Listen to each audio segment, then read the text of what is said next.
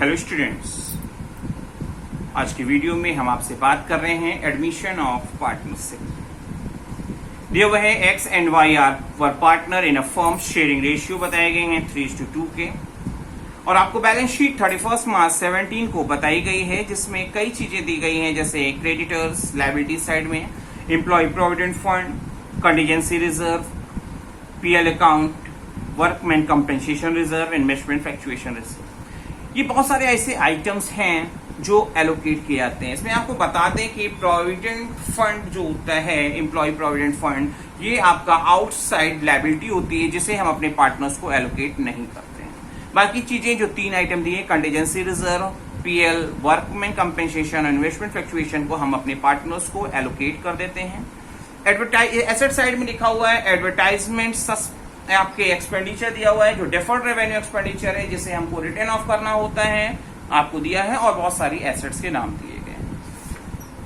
तो स्टार्ट करते हैं। एडमिट आपको दिया हुआ है, एडिशनल इंफॉर्मेशन पढ़ते हैं। तो दिया हुआ है दे admit Z into the partnership firm on 1 अप्रैल 17, और आपको न्यू शेयरिंग रेशियो निकालना नहीं पड़ेगा, डायरेक्टली दिया हुआ है। कुछ आपसे पूछा हुआ है, it is estimated that a claim on account of workman compensation reserve is estimated at 10,000। Claim हो तो क्या करना होगा? इन्वेस्टमेंट की वैल्यू अगर 46,000 हो जाए तो हमको इन्वेस्टमेंट फ्लक्चुएशन रिजर्व के लिए क्या करना होगा? और आपसे पूछा हुआ है कि जर्नल एंट्री आप पास करो टू एडजस्ट एक्यूमुलेटेड प्रॉफिट। ये तमाम जो रिजर्व्स और प्रॉफिट्स दिए हैं, उन सबकी कंडीशन में हमको क्या करना होगा, कैसे जर्नल एंट्री पास करनी होगी। तो स्टार्ट करते हैं जर्नल एंट्रीज की। इन्वेस्टमेंट फ्लक्चुएशन रिजर्व हमारे पास जो दिए हुए थे, उसकी फिगर दी गई थी हमारी 25,000, और हमारे को 4,000 का यूज करना होगा, क्योंकि इन्वेस्टमेंट की वैल्यू क्या हो गई, ये फॉल कर गई है। जिसे मैंने एडजस्टमेंट किया है पहले, investment fluctuation reserve account DR to investment account. Directly मैंने इस बार इन्वेस्टमेंट फ्लक्चुएशन रिजर्व को एलोकेट नहीं किया है। आप चाहें तो इसे कंबाइंड एंट्री में भी कर सकते हैं। Investment fluctuation reserve account D R 25,000 से, 4,000 से इन्वेस्टमेंट, और रेस्ट ऑफ फिगर 21,000 आपकी पार्टनर्स को ABC करके एलोकेट कर दी जा सकती है। यहाँ पे XY दिया हुआ है, तो XY करके हम इसे एलोकेट कर सकते हैं। मैंने अभी केवल और केवल जो रिक्वायरमेंट है वो फुलफिल की है, और बैलेंस फिगर एक साथ थर्ड एंट्री में एलोकेट किया है। तो आपने लिखा है investment fluctuation reserve account DR to investment, इतना पैसा यहाँ यूज हो जाएगा। नरेशन मैंने लिख रखी है। WCR में आपका क्लेम 10,000 का है, तो 10,000 का केवल अभी प्रोविजन दिखाया है, रेस्ट फिगर हम एलोकेट कर देंगे। तो मैंने लिखा है workman compensation reserve account DR to provision for workman compensation reserve claim account 10,000। और इसके बाद अब हम क्या करेंगे, जो पैसा यूज नहीं हुआ है, जो रिजर्व यूज नहीं हुए हैं और बढ़ते हैं, वो हम बांट दे रहे हैं। तो कंटीजेंसी रिजर्व अकाउंट डीआर 30,000, पूरा कोई यूज नहीं हुआ। पीएल अकाउंट डीआर 45,000 से डेबिट किया है, कोई भी यूज नहीं हुआ, पूरा बटेगा। वर्कमैन कंपेंसेशन रिजर्व में 18,000 थे, जिसमें से 10,000 आप ये देख रहे हैं, आपने इसमें यूज करने के लिए क्लेम रूप है, तो आप 8,000 आप एलोकेट करेंगे। इसी तरह से इन्वेस्टमेंट फ्लक्चुएशन रिजर्व के 25,000 अवेलेबल थे, और आपने 4,000 का यहाँ पे यूज हो गया है, तो 21,000 आपके क्या हो जाएंगे, एलोकेट हो जाएंगे। टोटल आपकी जो फिगर जो भी है, उसे आप एक्स और वाई में उनके रेस्पेक्टिव रेशियो 3:2 में एलोकेट कर दे रहे हैं। आगे चलते हैं और नरेशन लिखेंगे। लिखा हुआ है transfer of accumulated profit to old partners in their old profit sharing ratio. Advertisement suspense दिया हुआ है एसेट साइड में, एडवर्टाइजमेंट एक्सपेंस दिया हुआ है, जिसे हम लोग क्या करते हैं, राइट ऑफ करते हैं। और ऐसी कंडीशन में X capital debit, Y capital debit to advertisement suspense account जो 20,000 से था, 3:2 में हमने ऐसे एलोकेट किया, और एक्स के सामने आ रहा है 12,000 और वाई के सामने आ रहा है आपका 8,000। नरेशन लिखी हुई है। मैंने यहाँ इंपॉर्टेंट पॉइंट लिखा हुआ है कि employee provident fund is outside liability, इसीलिए ये क्या है, so it is not distributed, क्योंकि आउटसाइड लायबिलिटी को हम लोग नहीं एलोकेट कर सकते हैं, इसीलिए एम्प्लॉय प्रोविडेंट फंड होते हुए भी नहीं बांटा गया है। आइए नेक्स्ट क्वेश्चन लेते हैं। दिया हुआ है एक्स और वाई पार्टनर हैं, और उनका शेयरिंग रेशियो हमको बताया गया है 3:2 का। बैलेंस शीट दी गई है 31 मार्च 18 को। आपको एसेट्स और लायबिलिटीज में कई आइटम दिए हैं, और आप देख रहे हैं यहाँ पे कैपिटल अकाउंट के साथ साथ करंट अकाउंट भी दिया हुआ है। इसका मतलब है कि यहाँ पे फिक्स कैपिटल कॉन्सेप्ट फॉलो किया जा रहा है। गुडविल ऑलरेडी अपीयर्ड पहले से है, दिया हुआ है, जिसे ओल्ड पार्टनर्स अपने ओल्ड रेशियो में रिटर्न ऑफ कर देते हैं। एडिशनल इंफॉर्मेशन को अगर हम पढ़ें तो दिया हुआ है कि जेड एडमिटेड ऑन 1 अप्रैल, और कुछ टर्म्स जो है कंडीशंस बताई गई है कि प्रोविजन जो हमने पहले से कर रखा है उसको कितना है, provision of 5% is to be created on debtors. हमको 5% करना है, कितना किया है उसके अकॉर्डिंग हमको 5% लेवल पे रखना है। एक्रूड इनकम की पोजीशन जो बताई गई है of 1500 does not appear in the books, अभी तक अपीयर नहीं है। अब आपको क्या करना होगा, उसे आप एसेट्स बढ़ेगी रिकॉर्ड करेंगे।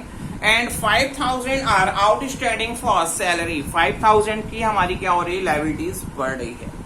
मार्केट वैल्यू ऑफ इन्वेस्टमेंट 6000 है, जिससे क्या है कि हमारे पार्टनर एक्स टेक ओवर कर ले रहे हैं इसी वैल्यू पर, तो इसे हम पार्टनर्स कैपिटल अकाउंट के डेबिट साइड में पर्टिकुलर पार्टनर एक्स के नाम में हम रिकॉर्ड करेंगे। न्यू शेयरिंग रेशियो हमको कैलकुलेट नहीं करना पड़ेगा, क्वेश्चन में दिया हुआ है, और दिया हुआ है कि जेड अपनी कैपिटल के लिए 20,000 रुपीज ला रहे हैं। आगे की कंडीशंस पढ़ते हैं तो लिखा हुआ है कि Z is to pay in cash an amount of equal to his share in firm's goodwill. Firm's की गुडविल के लिए जो भी बात कही गई है और जिसकी वैल्यूएशन, जो पैसा लाना है वो लाएंगे, और गुडविल की जो वैल्यूएशन की जाएगी at twice the average profit of the last 3 years. Last 3 years के जो एवरेज प्रॉफिट होंगे उसके ट्वाइस के बराबर हमारी फर्म की गुडविल होगी। लास्ट 3 ईयर्स का प्रॉफिट दिया हुआ है 30,000, 26,000 एंड 25,000। गुडविल की कैलकुलेशन के लिए मैं पहले ही आपको वीडियोस में बता चुका हूं कि एवरेज प्रॉफिट मेथड में कैसे हम गुडविल कैलकुलेट करते हैं। Half of the amount of goodwill withdraw कर ले रहे हैं पार्टनर, ओल्ड पार्टनर्स दिया है, और हमसे पूछा है कि आप revaluation account, capital account, current account और बैलेंस शीट को मेंटेन करेंगे। तो स्टार्ट करते हैं सबसे पहले हम रिवैल्यूएशन अकाउंट में, क्योंकि रिवैल्यूएशन अकाउंट में दिया हुआ था कि आपने जो प्रोविजन का रखा है अपने डेटर्स 20,000 पे 800 का कर रखा है और हमको 5% चाहिए, तो ऐसी कंडीशन में 20,000 का 5% होता है 1,000 और 800 है, जिसका मतलब हमको 200 का और प्रोविजन करना पड़ेगा जो हमारी एसेट्स की वैल्यू को रिड्यूस करेगा। और डेबिट साइड में हम रिवैल्यूएशन अकाउंट में अपने लॉसेस को रिकॉर्ड करते हैं, जो एसेट्स का फॉल करना और लायबिलिटीज का बढ़ना होता है। मैंने लिख लिया। आउटस्टैंडिंग सैलरीज 5,000 से बताई गई थी जो पहले से नहीं थी, इसका मतलब पूरी लायबिलिटी बढ़ रही है। इन्वेस्टमेंट की वैल्यू हमारी 2,000 से रिड्यूस हो रही है, हमने रिकॉर्ड कर लिया है। एक्रूड इनकम जो हमारे लिए एक एसेट्स होती है, अभी तक नहीं थी और क्वेश्चन में बताई गई है, तो एसेट्स का बढ़ना हमारे लिए अच्छा है, इसलिए हमने इसे क्रेडिट में रिकॉर्ड किए हैं। और हम देख रहे हैं कि हमारा डेबिट साइड का टोटल ज्यादा है जो 7,200 है और क्रेडिट में केवल और केवल 1,500 आ रहे हैं। तो ऐसी कंडीशन में डिफरेंस फिगर हमारी प्रॉफिट होगी, जो हम अपने पार्टनर्स में उनके रेशियो में 3:2 के रेशियो में एलोकेट करेंगे और फिगर आएगी 3,420 और 2,280। आप देख रहे हैं यहाँ पे एक्स करंट अकाउंट लिखा हुआ है। एक्स करंट अकाउंट हमने इसलिए लिखा है क्योंकि बैलेंस शीट में लिखा था करंट का बैलेंस, इसका मतलब कि firm fix capital concept follow करती है और जब ऐसा होता है तो सारी एडजस्टमेंट वर्क करंट अकाउंट के थ्रू ही कंप्लीट की जाती है। इसके बाद हमने बनाई है पार्टनर्स कैपिटल अकाउंट। जब फिक्स कैपिटल होती है तो उस कंडीशन में हम केवल और केवल एडिशनल कैपिटल लाना और अपनी विड्रॉ करने की सिचुएशन ही कैपिटल अकाउंट में रिकॉर्ड करते हैं, जो यहाँ पे क्वेश्चन में नहीं दी गई थी। कॉलम आपको पता है पर्टिकुलर पार्टनर के नाम, पर्टिकुलर्स और पार्टनर के नाम से अमाउंट के कॉलम। तो हमने पहले ही ओपनिंग बैलेंस जो दिया था 60,000 और 30,000 XY में लिख लिया। क्योंकि जेड एडमिट हो रहे थे 20,000 कैपिटल के लिए ला रहे थे तो 20,000 हमने रिकॉर्ड किया है। और क्योंकि डेबिट साइड में कुछ नहीं आ रहा है तो यही फिगर हमारी क्या होगी, डेबिट साइड में ट्रांसफर होकर बैलेंस सीडी बन जाएगी 60,000, 30,000 एंड 20,000। अब हमको बनाना होगा करंट अकाउंट, पार्टनर्स का करंट अकाउंट। पार्टनर्स के करंट अकाउंट की बात करते हैं तो आपके क्वेश्चन में कॉलम तो आपको पता है क्योंकि एक्स और वाई ओल्ड पार्टनर्स थे और उन्हीं के करंट फिगर दी गई है करंट अकाउंट की, तो मैंने उन्हीं के लिए केवल करंट अकाउंट बनाया है। ओपनिंग बैलेंस आपको 10,000 और 2,000 का दिया था एक्स वाई का, मैंने लिखा है। जनरल रिजर्व आपने एलोकेट कर दिया 7,200 एंड 42,800 आ गया है। प्रीमियम फॉर गुडविल के लिए जो हमारे पार्टनर गुडविल का पैसा ला रहे थे, उस पैसे को हमारे पार्टनर्स आपस में सैक्रिफाइसिंग रेशियो में एलोकेट कर लेंगे, जिसकी वर्किंग मैं अभी थोड़ी देर में आपको बता रहा हूं। इन्वेस्टमेंट, क्योंकि एक्स ने टेक ओवर किया है तो उनके कैपिटल अकाउंट के करंट अकाउंट के डेबिट साइड में हमने रिकॉर्ड कर लिया, उतने से उनको हम क्या करेंगे, कम देंगे, क्योंकि इन्वेस्टमेंट उन्होंने अलग से ले लिया है। रिवैल्यूएशन में लॉस हुआ था, डेबिट साइड में रिकॉर्ड किया गया। गुडविल 10,000 से दी गई थी जो ऑलरेडी अपीयर्ड पहले से थी, जिसे हम ओल्ड पार्टनर्स रिटर्न ऑफ कर लेते हैं, तो लिखा टू गुडविल 6,000 एंड 4,000।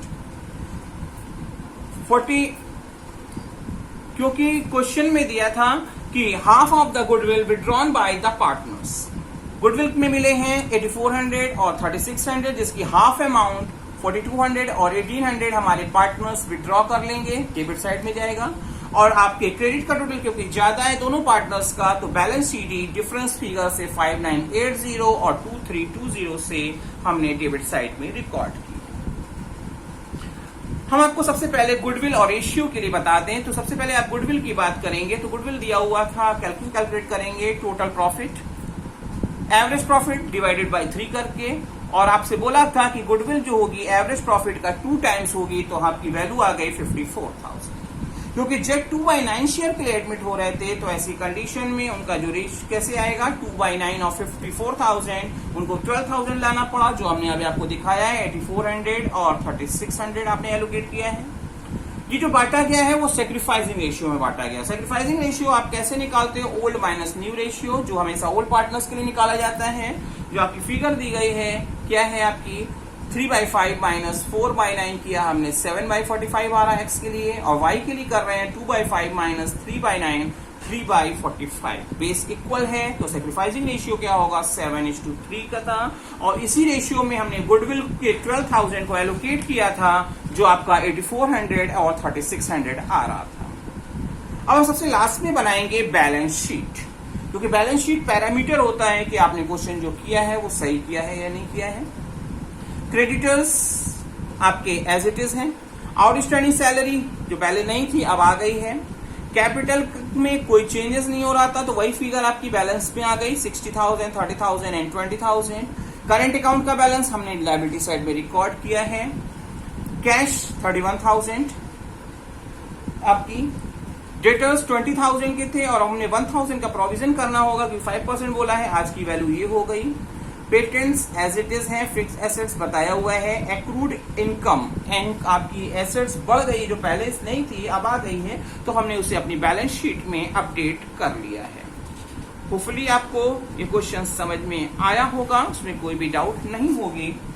आइए अनदर क्वेश्चन लेते हैं, ताकि आपको एग्जामिनेशन हॉल में किसी भी तरह की प्रॉब्लम फेस ना करनी हो। दिया हुआ ए बी पार्टनर हैं और वो क्या कर रहे हैं, उनका रेशियो दिया गया है 5:3। सी एडमिट किया जा रहा है फर्म में 1/4 शेयर के लिए, और दिया हुआ है 1/4 shares to be contributed equally by A and B. जिन्हें सी को जो शेयर कंट्रीब्यूट करेंगे वो ए और बी इक्वली करेंगे। इसका मतलब सैक्रिफाइसिंग रेशियो जो होगा वो होगा इक्वल होगा। On the date of admission of C हमारे को बैलेंस शीट की पोजीशन दी है, जिसमें हमारे को WCR दिया हुआ है जो बढ़ जाता है, और बहुत सारे आइटम्स एसेट्स और लायबिलिटीज में प्रोवाइडेड है। एडिशनल इंफॉर्मेशन को पढ़ें अगर, तो दिया है कि जब एडमिशन हुआ सी का, तो कंडीशंस दी गई थी, C will bring 30,000 for his share of capital and goodwill. 30,000 rupees लाएंगे।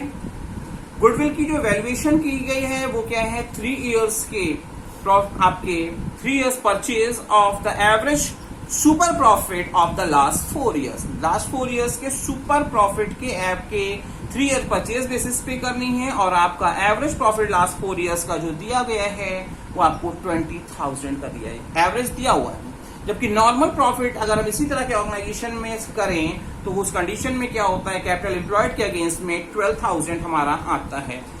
आपको पता है कि एवरेज प्रॉफिट और नॉर्मल प्रॉफिट का डिफरेंस ही हमारा क्या होता है, सुपर प्रॉफिट होता है। उस डेट पे जब फर्नीचर की वैल्यूएशन की गई तो 12,000 हो गया। स्टॉक की वैल्यू घट के 13,000 हो गई है। प्रोविडेंट फंड को हमको बढ़ाना होगा बाय 1,000 बोला है, मतलब 1,000 रुपए वैल्यू हमको उसकी और ऐड करनी होगी। क्रेडिटर्स में अनरिकॉर्डेड आपको दिए गए थे 6000 के, अभी तो इसका मतलब है कि इसको कोई भी रिकॉर्ड नहीं है, इसको वो रिकॉर्ड करना होगा। और हमसे पूछे हैं revaluation account, partners capital account और न्यू बैलेंस शीट ए, बी और सी के लिए। तो स्टार्ट करते हैं। सबसे पहले गुडविल की बात कर लें। तो गुडविल की बात हम कर रहे हैं और हमसे बोला है कि सुपर प्रॉफिट मेथड से कैलकुलेट करनी है और आपको एवरेज प्रॉफिट भी दिया हुआ है, नॉर्मल प्रॉफिट भी दिया है। तो अब डिफरेंस आपका क्या होगा, सुपर प्रॉफिट होगा जो आपका 8000 आ रहा है। गुडविल बोली हुई है 3 इयर्स परचेज बेसिस, तो super profit into number of year purchase जो है 8000 इंटू 3 और हमारी फिगर आएगी 24000। हमारे पार्टनर टोटल अमाउंट 30,000 ला रहे हैं जिसमें कैपिटल भी है, गुडविल भी है। तो उसमें गुडविल का इनका शेयर कितना होगा ये हम चेक कर लें। तो सी विल ब्रिंग 24,000, जो फर्म की गुडविल है उसका 1/4 पार्ट कितना हुआ 6,000, मतलब 30,000 में 6,000 वो गुडविल के लिए ला रहे हैं और रेस्ट ऑफ अमाउंट उनकी क्या होगी, कैपिटल होगी। मैंने आपको पहले ही बता दिया है कि सेक्रीफाइसिंग रेशियो तो इक्वल होगा, और क्या क्योंकि दिया हुआ था कि ए और बी इक्वली कंट्रीब्यूट कर रहे हैं, सी के एडमिशन होने पर इक्वली कंट्रीब्यूट कर रहे हैं। तो ऐसी कंडीशन में मैंने यहाँ डायरेक्टली लिख लिया है 1:1। और ये जो 6,000 रुपीज सी लाएंगे उसे ए और बी आपस में इक्वली एलोकेट भी कर लेंगे, क्योंकि सेक्रीफाइसिंग रेशियो में किया जाता है। तो ए को मिलेगा 3,000 और बी को मिलेंगे 3,000। अब हम सबसे पहले बनाएंगे रिवैल्यूएशन अकाउंट। रिवैल्यूएशन अकाउंट की जब हम किस डेट को एडमिशन हुआ है उस डेट को रिवैल्यूएट कर रहे हैं, तो स्टॉक की वैल्यू हमारी रिड्यूस हो गई 2000 से। प्रोविडेंट फंड हमको बढ़ाना पड़ रहा है, लायबिलिटीज बढ़ रही है जो हमारे लिए लॉस है, हमने रिकॉर्ड किया। 6,000 के क्रेडिटर्स अनरिकॉर्डेड थे, अभी तक रिकॉर्ड नहीं किए गए थे। अब हम रिकॉर्ड करेंगे तो लायबिलिटी हमारी बढ़ेगी, हमने रिकॉर्ड कर लिया। फर्नीचर की वैल्यू हमारी 12,000 से बढ़ रही है, जो आपकी क्या है, क्रेडिट साइड में रिकॉर्ड की गई, क्योंकि एसेट्स का बढ़ना हमारे लिए क्या होता है, प्रॉफिट होता है। और क्रेडिट का टोटल क्योंकि 12,000 है, ज्यादा है, और डेबिट में हमारी केवल 2 + 1 + 6 टोटल 9,000 ही आ रहे हैं। तो बैलेंस फिगर हमारी जो होगी वो आपका प्रॉफिट होगा, जिसे हमने अपने रेशियो में एलोकेट कर लिया है 5:3 के रेशियो में, और आपकी फिगर आ रही है 1875 और 1.25। अब हमको बनाना होगा पार्टनर्स कैपिटल अकाउंट, जिसका कॉलम होता है पर्टिकुलर्स, पार्टनर के नाम से अमाउंट कॉलम, पर्टिकुलर्स और पार्टनर के, यहाँ एबीसी हैं तो उनके नाम से मैंने बनाया हुआ है। ओपनिंग बैलेंस ए और बी ओल्ड पार्टनर्स का दिया हुआ था 40,000 और 30,000। वर्कमैन कंपेंसेशन रिजर्व पे कोई क्लेम नहीं है, तो 4,000 पूरे बांट दिए गए 5:3 के रेशियो में। रिवैल्यूएशन में जो प्रॉफिट हुआ था वो उसको हमने क्रेडिट साइड रिकॉर्ड किया है, क्योंकि आपको पता है कि पार्टनर्स कैपिटल अकाउंट के क्रेडिट में पार्टनर्स के फंड को रेज करने वाले आइटम रिकॉर्ड किए जाते हैं और डेबिट में निगेटिव आइटम रिकॉर्ड किए जाते हैं। टोटल 30,000 सी ला रहे थे, जिसमें 6,000 गुडविल का है, तो कैपिटल के लिए कितना होगा 24,000, और जो 6,000 होगा वो क्या होगा, आपके पार्टनर्स गुडविल के लिए जो ये लाएंगे वो ए और बी ओल्ड पार्टनर अपने सेक्रीफाइसिंग रेशियो जो इक्वल है उसमें अपने अकाउंट में ट्रांसफर कर ले रहे हैं। डेबिट में कोई भी ऐसा आइटम नहीं आ रहा है, तो ऐसी कंडीशन में टोटल क्रेडिट का जो होगा वही आपका डेबिट साइड का बैलेंस सीडी होगी। हमने रिकॉर्ड किया है 47,375, 35,625 और सी की कंडीशन में 24,000।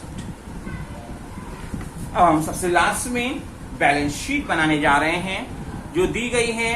क्रेडिटर्स आपके 8,000 जो अभी तक अनरिकॉर्डेड थे, प्रोविडेंट फंड 10,000 के थे, 1,000 हमने रेज कर दिया, अब 11,000 के हो गए। कैपिटल की फिगर क्लोजिंग बैलेंस जो आपका 47,375, 35,625 और 24,000। एसेट साइड में चलते हैं तो मशीनरी की वैल्यू 30,000 हो गई है, फर्नीचर की वैल्यू 32,000 हो गई है, स्टॉक की वैल्यू 13,000 बताई गई है, रिड्यूस हो रही थी। डेटर्स में कोई चेंजेस नहीं था, डेटर्स एज इट इज आ गए हमारे, और बैंक बैलेंस हमारा जो हो गया है वो हो गया है 36,000 का। और आप चेक कर रहे हैं कि आपके बोथ साइड के टोटल सिमिलर आ रहे हैं। ऐसी कंडीशन में हमने जो क्वेश्चन किया है उसमें कोई भी प्रॉब्लम नहीं है। होपफुली आपको ये पूरा वीडियो अच्छे से समझ में आया होगा।